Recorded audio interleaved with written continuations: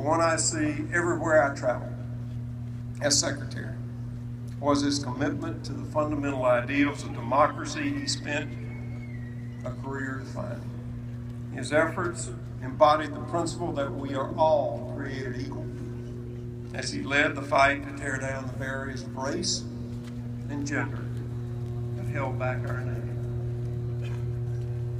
Selected at 49, as you've heard, as the youngest CNO, largely because of his advocacy for rapid and dramatic change in how the Navy treated her people.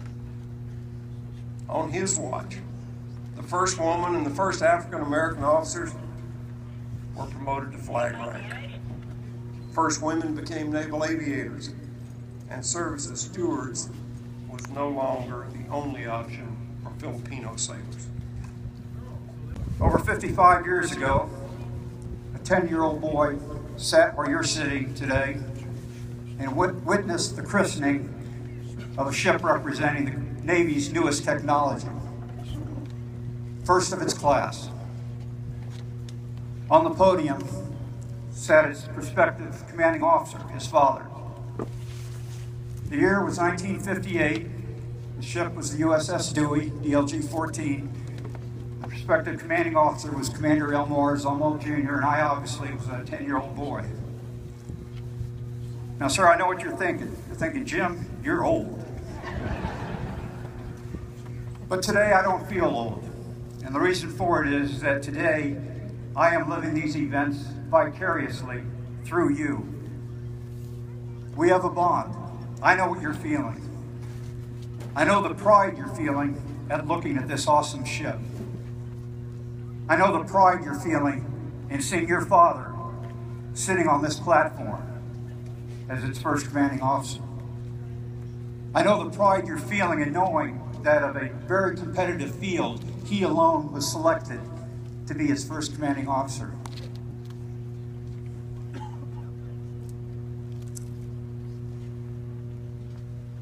I got to be honest with you. When I got the call from the Navy, they said, we've selected the officer to be the first commanding officer. His name is CAPT James Kirk. I kept waiting for the punchline. As they started telling me about his background and his credentials, I was very impressed. But there was also a selfish feeling, because I wondered, was this man capable? Did he have the right stuff of being entrusted with my father's legacy? So I wanted to meet him, to get my own measure of the man. I invited him over for dinner at our home. All day I practiced my Vulcan salute. But my wife, who's always been the mature one in our relationship, suggested I wait to see if he had a sense of humor. I was not disappointed. He had a terrific sense of humor, and I've always thought that a sense of humor is one of the things that made my father a great leader. So there was that immediate comfort and bond.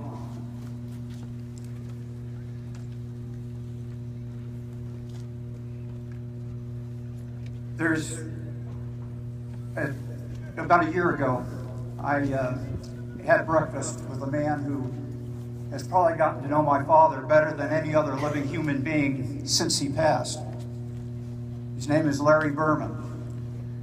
Larry wrote the book about my father that came out a year ago, October, entitled Zumwalt, The Life and Times of Admiral Bud Zumwalt.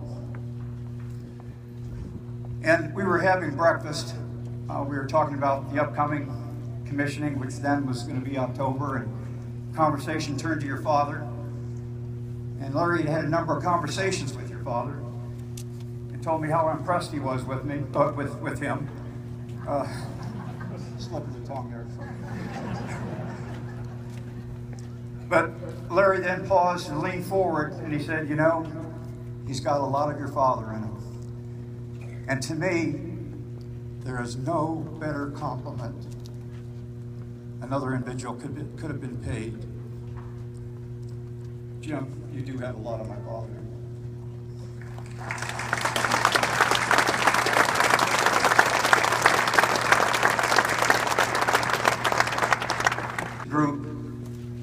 Impressive group of 130-odd individuals, men and women, officers and enlisted, and give them an esprit de corps. Sorry to borrow that from the Marine Corps. I've seen your father at work already and been very impressed. He's already started molding that soul. He's going to make an awesome commander. Captain Kirk, that concludes my remarks. And with your permission, I'd like to beam my sisters up there.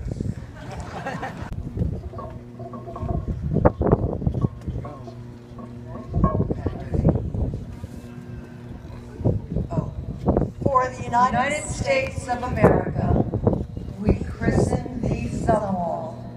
May God bless this ship and all who sail in her.